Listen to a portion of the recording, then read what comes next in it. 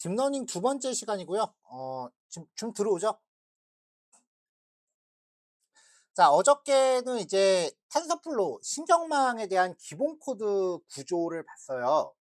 어 AND랑 이제 OR 이 두 가지 연산을 가지고 해 봤는데, 어제 연구 과제로 제가 뒷부분에 적어 놓긴 했는데, XOR 과제를 통해서 탄서플로우 신경망의 학습 효율을 개선하는 코드를 소개하려고 해요.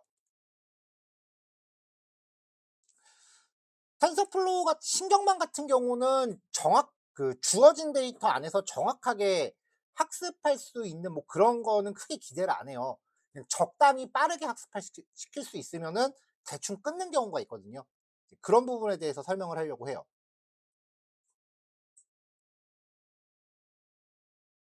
자, 그다음에 이제 어제는 그 신경망을 리니어 계층 하나만 쌓았는데, 오늘은 두 개의 신경망을 쌓을 거예요. 리루라고 하는 신경망과 그다음에 소프트맥스, 이 사이에 은닉층이라고 하는 개념이 이제 소개가 될 거예요. 이게 텐서플로우의 핵심 개념이에요. 그리고 학습 효율 개선을 시키기 위해서 콜백 함수를 설정하는 방법. 자, 기본적으로 어저께 거 최대한 활용하시면 되고요. 옵티마이저 쪽하고 그다음에 활성화 함수 요 부분 체크하시면 되고, 그다음에 똑같을 거예요. 자, 새로 추가된 게 이거예요. 학습에 대한 콜백 함수. 얼리 스토핑이라는 기능이랑, 그다음에 학습률 재조정하는 함수, 그리고 모델 체크 포인트라고 하는 함수예요. 요 세 가지를 어떻게 쓰는지에 따라서 학습 시간을 대폭 줄일 수도 있고 되게 오래 걸리게 할 수도 있어요.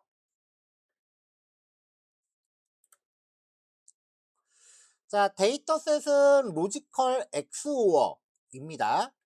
자, XOR는 똑같은 논리 연산인데 두 개의 값이 서로 다를 때만 참이에요.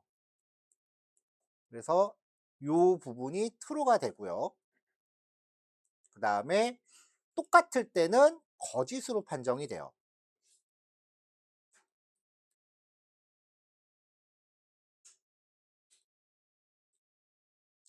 데이터가 꼴랑 4 건밖에 없으니까 이거를요, 10 배를 복사를 했어요.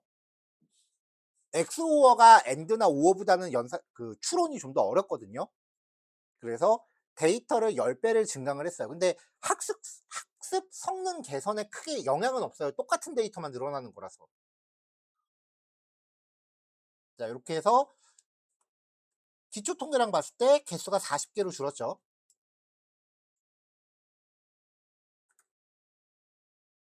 자, 탐색적 데이터 분석은 패스하고요. 데이터 전처리. 어저께는 4 건밖에 없어서 그냥 훈련 검증 데이터 똑같은 거 썼는데, 이제 분할해도 될 정도가 됐어요. 그래서 0.25 기준으로 잘랐습니다. 왜 0.25냐면 최소 30건은 있어야 되니까. 그래서 훈련 데이터의 쉐이프를 봤더니 30개 행이고 입력 데이터가 2개다라고 들어갔죠. 자, 엑스오어 게이트 같은 경우는 리로로 시작해서 이제 시그모이드로 끝나요. 시그모이드가 이항 분류예요. 사실 어제 했었던 것도 엔드나 오어, 어제 우리가 봤었던 엔드나 오어 같은 경우도 그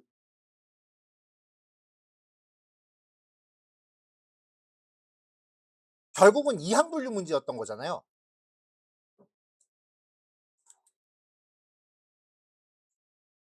근데 선형으로도 해결이 가능한 거라서 가장 간단한 선형을 먼저 쌓아 봤어요. 어제 수업 예제는.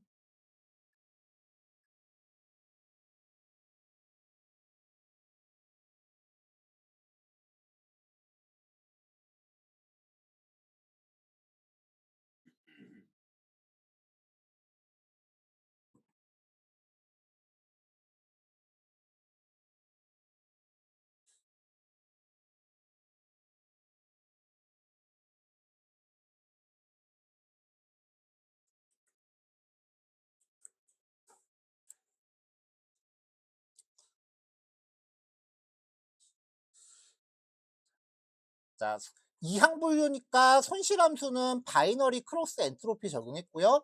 옵티마이저는 그냥 무조건 ADAM 쓰면 된다고 했었죠. 평가지표는 그냥 심플하게 정확도만 놓고 합시다. 정확도만 지정하면은 손실률은 자동으로 뜨거든요. 그 MSE 값은 자동으로 떠요. 그래서 이거 가지고 과적합 판정을 할 거예요. 자, 학습 모델 구성을 해볼게요.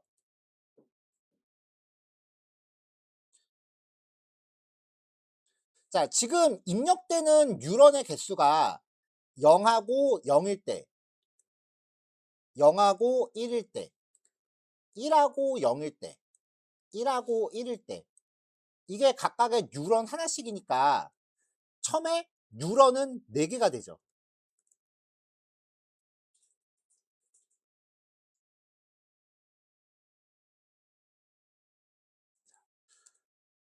두 개의 인풋을 갖는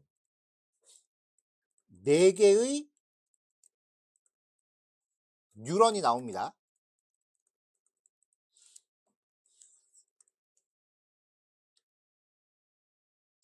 입력값이 2개라고 하는 거는 아까 콜스라는 변수에다가 걸었어요. 그래서 모델점 add라고 하면서 2개의 입력값이다라고 지정을 하고요. 그 다음에 첫 번째 층에 댄스 4개의 뉴런이라고 계산을 해서 넣어줘요. 활성화 함수 리루라고 적용되는 거를 이제 은닉층이라고 불러요. 자, 다시 그려볼게요. 0, 1, 0, 0, 0, 1, 1, 0, 1, 1. 자, 이렇게 해서 4개의 뉴런이 구성이 돼요. 그러면 그 다음은 최소한 이렇게 구성이 돼야 신경망층이 만들어질 거 아니에요. 마지막으로 0이냐 1이냐에 대한 한 개의 아웃풋만 나오면 되죠. 그리고 이 한 개의 아웃풋에 대해서 0에서 1 사이의 값으로 보정하기 위해서 활성화 함수를 걸어줘야 되는데, 지금 보면은 여기 첫 번째 뉴런 입력 데이터 설정, 그 다음에 첫 번째 뉴런까지만 적용을 해주고, 그 다음에 마지막 출력에 대해서만 설정을 했단 말이에요.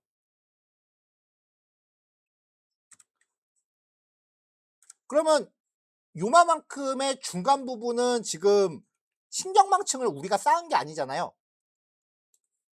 자, 요 부분을 은닉층이라고 해요. 그냥 텐서플로우가 알아서 쌓는 거예요.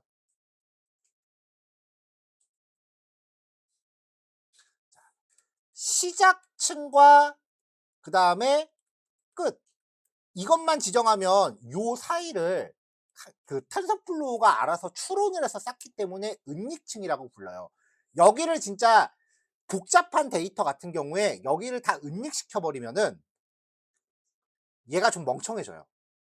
그래서 얘를 좀 똑똑하게 하려면 요 중간중간을 좀 내가 중간중간에 그 층을 그 가이드를 조금씩 잡아줘야 돼. 그러니까 모델점 add라고 해서 쌓이는 층을 조금씩 늘려줘야 돼요. 이게 그 인공신경망의 하이퍼 파라미터 튜닝이에요. 여기를 얼마만큼 잘 쌓느냐.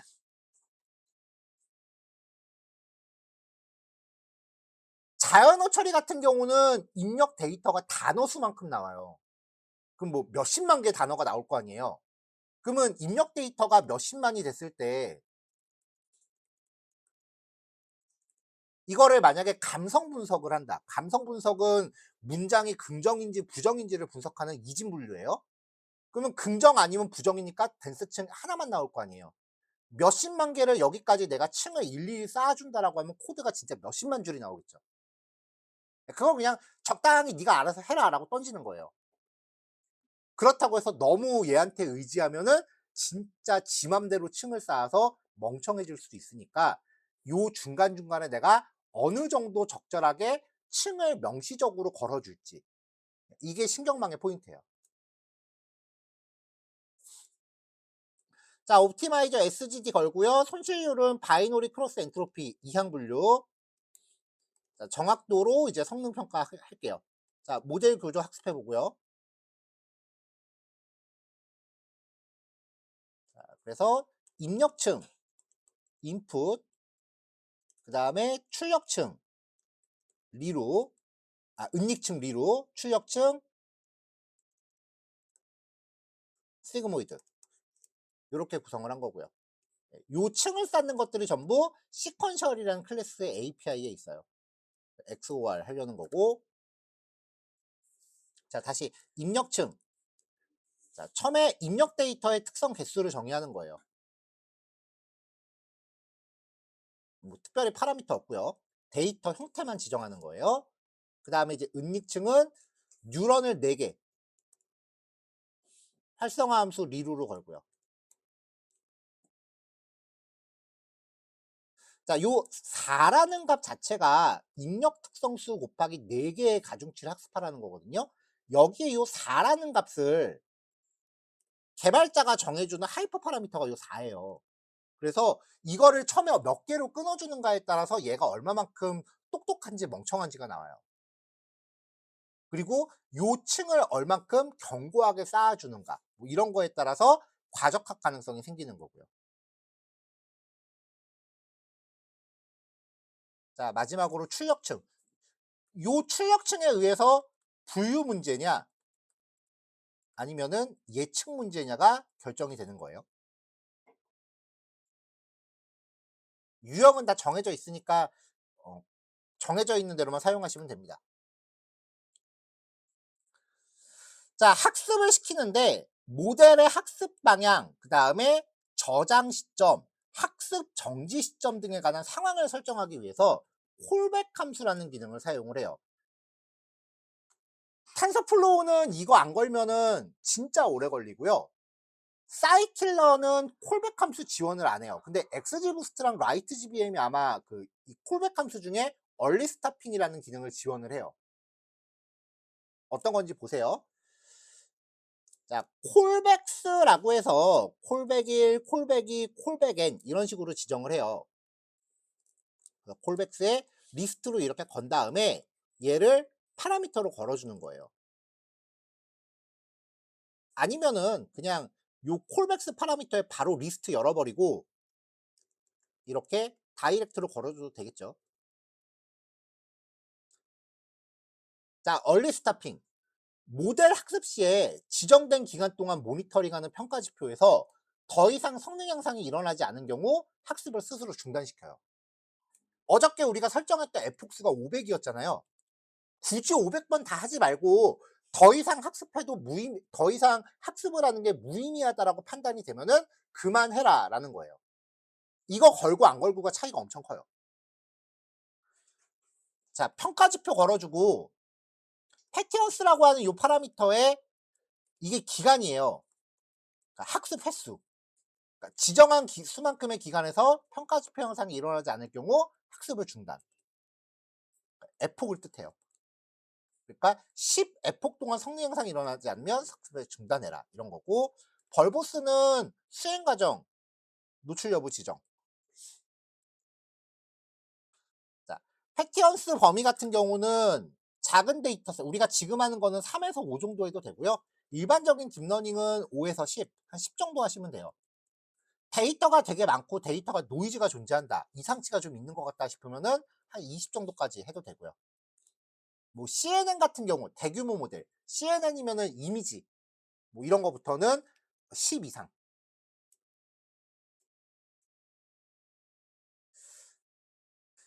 자, 얘 같은 경우는 이제 얼리 스타핑 콜백과 같이 패티언스 인사를 지정해서 지정된 기간 동안 성능 평가 지표에서 성능 향상이 일어나지 않으면 학습률을 조정하는 거예요. 그러니까 이만큼 있을 때 여기에서 요만큼 오고 요만큼 오고 요만큼 오는데 더 이상 학습 성능 향상, 정확도의 어떤 개선이 없으면 요 반동 간격을 줄이는 거야. 요만큼 오고 요만큼 오고 이런 식으로. 여기서는 학습률 조정, 그러니까 학습률을 얼마로 조절할지, 얘는 에폭 횟수, 민 LR은 얘는 이제 그 학습률 범위, 출력 여부. 네, 얘까지는 뭐 잘 안 걸어요. 자, 모델 체크 포인트. 가장 뛰어난 성능을 보여주는 모델을 파일로 저장을 해요.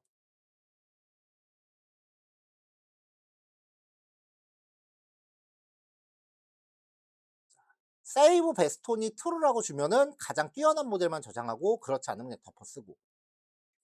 세이브 위젯 온이라고 하면 가중치만 저장하는데, 얘는 웬만하면 페일스로 거시는 게 나아요.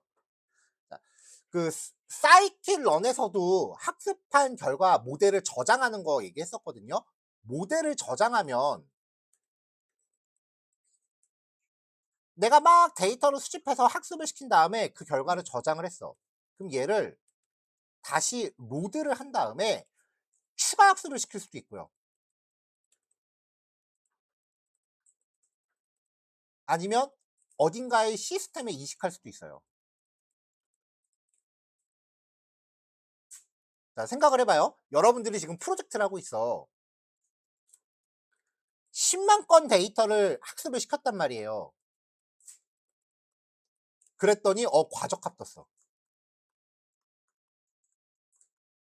여기부터 여기까지 학습하는데 5시간 걸렸어. 근데 과적합 떴어. 그래서 20만 건으로 늘려요. 그럼 몇 시간 걸리겠어? 그럼 이 5시간 버릴 거야? 중간에 저장해 놓고 새로운 데이터에 대해서만 연속학습을 시키는 거라고요.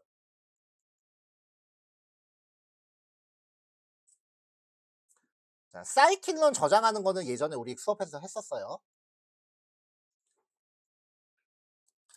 자, OS 모듈에서 get WD를 가져옵니다. current working directory예요. 그러니까 주피터 파일이 있는 경로예요.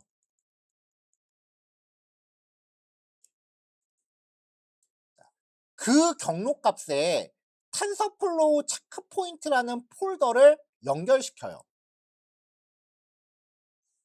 그럼 전체 경로가 뜨겠죠? 자, 지금 제 컴퓨터 기준으로 요런 폴더였어요. 자, 이 폴더가 없다면 만들어요. 그 다음에 os.path.join, 좀 전에 그 폴더 경로에다가 모델 04 언더바 cp 에폭, 요거는 표현식이에요. 그 다음에 ckpt.k라, 사실 파일 이름 아무렇게나 적어도 되는데 대충 있어 보이게 적었어요. 자, 요렇게 경로 문자를 만듭니다. 자, 모델.fit, xtrain, ytrain, 에폭. 자, 이제 훈련 데이터, 검증 데이터 써도 돼요. 그래서 베리데이션 데이터에 검증 데이터를 이렇게 걸어줬어요. 어저께는 여기에 0.2라고 걸면은 요걸 가지고 쪼갰거든요. 어저께는 데이터가 워낙 없으니까 그냥 그렇게 했는데, 오늘은 좀 증강을 시켰잖아요. 그래서 훈련 데이터, 검증 데이터를 나눠서 걸었고요. 과정 출력하지 말아라. 얘까지는 어제 봤었죠. 자, 이제 모델 체크 포인트. 매 에폭마다 모델의 가중치를 저장을 시켰어요. 가장 좋은 것만 저장해라 라고 하고, 파일명에 에폭 번호가 포함이 돼요, 자동으로. 아까 표현식 썼던 거 있죠. 그 다음에 얼리 스타핑, 손실률을 기준으로 5번 동안 손실률이 0.0001만큼 개선이 없다면, 0.001 범위에서 변화가 없다면 멈추는 거예요. 자, 얘도 손실률이 0.5 단위로 0.5씩 10번 이상 없으면 이제 학습률을 0.5로 감소시켜요. 그러니까 10번 이상 학습률이 요만큼의 값의 개선이 없다면 요걸로 학습률을 추격시키는 거예요. 그러니까 여기서 이제 반동을 하다가, 이걸 반동을 계속 하는데 더 이상의 그 학습률, 손실률의 개선이 없다면 그 다음부터는 반동되는 요 크기를 반으로 줄이는 거죠. 그러면 아까는 요만큼 떨어졌는데 다음에는 고거 반만큼 간격이 되게끔 반동이 올라가는 거죠. 이렇게. 자, 지금 f폭수 보면은 500번 학습하라 그랬죠? 그래서 어제 학습은 500번 다 했거든요. 자, 이거를 몇 번이나 학습할지는 컴퓨터마다 케바케예요.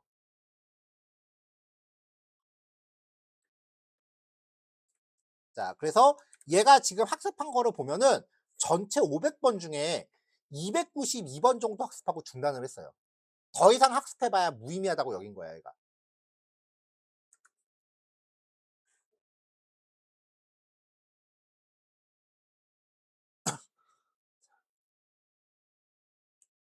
근데 이런 거는 있어요. 자, 여러분들이 어떤 책을 읽는다고 쳐요. 교과서야. 이게 뭐 ADSP 교과서야. 수험서. 자, 이게 500페이지야. 대충 내가 보다가 책을 한 반 정도 봤더니 뒤에 거 안 봐도 될 것 같아. 왠지 그런 느낌, 촉이 올 때가 있잖아요. 그래서 안 보고 시험 보러 갔어. 근데 웬걸 시험은 한 400페이지 이후에서 다 나왔네.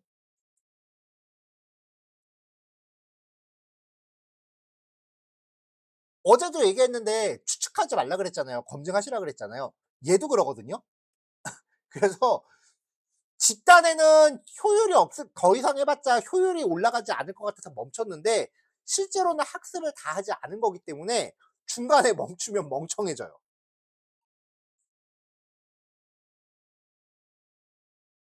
자, 보세요. 성능평가 트레인이랑 테스트 갖고 와서 성능평가 지표 가져와서 어제처럼 딕셔너리 뽑았어요. 근데 정확도는 이거밖에 안 되고 손실률은 은근히 높아. 과적합은 아니래 근데.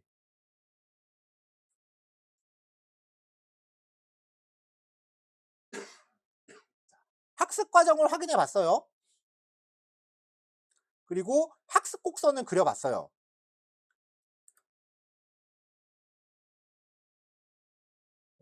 갑자기 확 수렴해 오르죠. 자, F폭이 지금 간격을 보면은 30번도 안 되잖아요. 이 그래프는 뭐겠어? 자, 이걸 과소적합이라고 해요. 과적합의 종류가 두 개예요. 끝까지 수렴 안 할 것 같은 애들이 과대적합이고요. 오버피팅이라고 합니다. 그 다음에 데이터가 너무 단순해서 학습을 너무 일찍 끝내버리는 거야. 언더피팅이라고 해요. 과소적합이라고 해요. 머신러닝에서는 과소적합이 잘 안 뜨는데 딥러닝은 은근히 잘 떠요. 그래서 딥러닝 할 때는 과대적합과 과소적합 두 개를 다 같이 고려해야 돼요. 과소적합 개념도 예전에 우리 과적합 얘기할 때 얘기했었는데 과소적합은 무조건 변수 늘려야 돼. 모델이 너무 단순해서 생기는 거야. 그러니까 대충 지금 우리가 하고 있는 게 변수 두 개 갖다가 0이냐 1이냐 하는 거니까 변수 개수가 적을 수밖에 없잖아요. 그거랑 그다음에 단순 선형외기에서 되게 잘 떠요. 단순 선형외기는 거의 무조건 과소적합이라고 봐야지.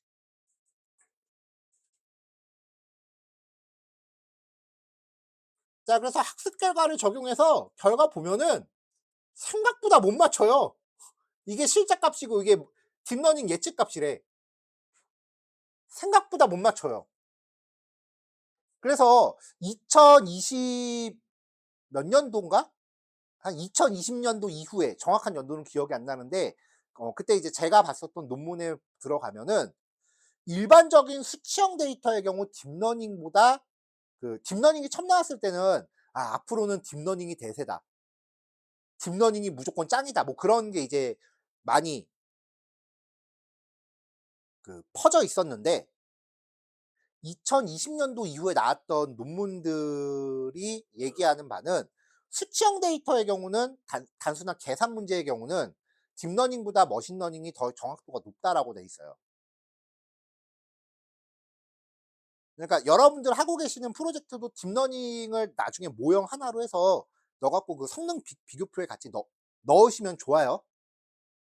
그렇게 넣으셨을 때 그 XG 부스트나 라이트 GBM보다 성능이 그렇게 좋게 안 나올 거예요.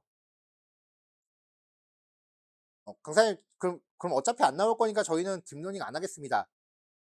어저께 얘기했잖아. 해 보지 않고 단정하지 말라고. 해 보지 않고 단정할 거면 그거를 언급하고 있는 논문 찾으셔야 돼요. 네, 저한테 오세요. 그건 제가 추쳐 드릴게요. 자, 읽으셔 여기까지요.